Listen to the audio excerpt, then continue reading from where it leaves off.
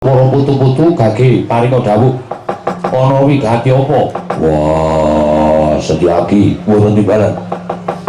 Jaya Sanga wonten timbalan. Sasi Kirana wonten timbalan Kanjeng Hyang. Danurweda wonten dawuh Kanjeng Hyang. Jaya Sena eneng apa, Mbah? Wah, jebul ora padha ninggal karo gerangane. Sasi Kirana anak Gatotkaca, Danurweda anak Antarja. Tak timbali ora beda karo nalika aku ndamu karo bapakne biyen. Tata kramane ganep, tata kramane unggah-ungguhe ya sarwa jangkep. Wah, ning bareng aku ngundang anake Antasena. Ora beda karo gerangane. Ditimbali wong tuwa ora iso basa, ditimbali karo mbahne ora nganggo tata krama. Jare critane bapak biyen ya ora beda karo kaya karo aku, Mbah. Yo pancen ora beda. Bapakmu ya ora iso ndodhok, ora iso basa kaya mbahmu iki. Nah, wis rasan dadak diprembuk. Sing jeneng banyu iki miline medhun kabeh. Pancuran kae munggah sedera ya bali medhun.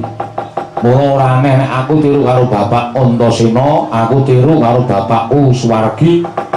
Aku ya ora iso basa, aku ya ora iso ndodhok kaya bapakku, kaya simbahku sing lenggah iki. Wah, iya wis ora dadi ngopo, Setyaki wonten timbalan. Waktu dina iki kabeh para wadyabala kudu bali maneh marang negara Ngastina. Liripun kados pundi Paduka Kakang Mas paring dawuh makaten. Maswati kakekku paring dawuh lan wis disarujuki dening Kresna kakangku. Yen wektu dina iki Pandhawa bakal boyong marang negara Ngastina. Bratayuda wis paripurna, Pandhawa bakal lenggah ana negara Ngastina. Mula wektu dina iki kabeh para putra wayah para putu-putu Pandhawa kabeh diwenangake mirake jengkare para Pandhawa boyong marang negara Ngastina. Mekaten Kanjeng Kakang Mas Yudipati ya pancen mengkono. Mula ora usah dadak kakehan gunung sing tanpa guna. Tetapno para wadyabala sarta tatanen barisan nderekake marang jengkaring para Pandhawa napa misaken dawuh. Lajeng mangkatipun para wadyabala pincang menapa ora ketang sambung obor celo lintang mangkata dina iki. Wah, Jaya Sanga wonten timbalanmu. Matuhun jaba nembang uteng ora budaling madya nuli ngestaken dawuh. Angsa nembah kang piniji Sangapatya sikra medal kondang wadya bala mangku. Rumahap kang para wadya anambi dawuhira.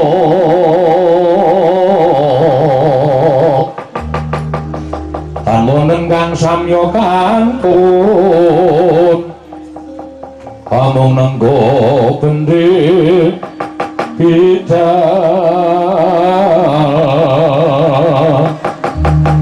posnya rampung.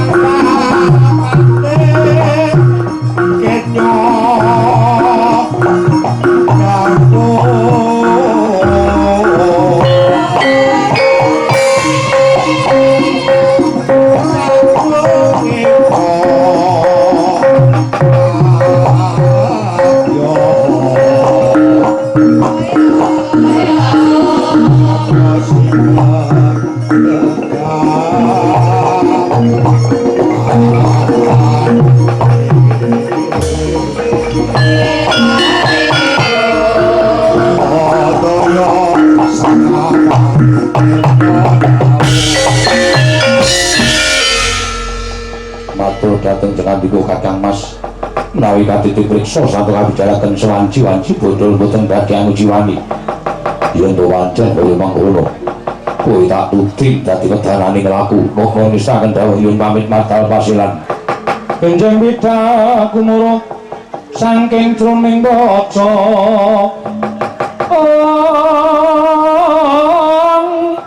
kumingkang balakasa Prabu Sanamira lir surya wetalira saka ing jwaniti arsa madangi jagat mungo paning sapucak ing wukir marbak bang sumirat kena soroting surya mekalan gunung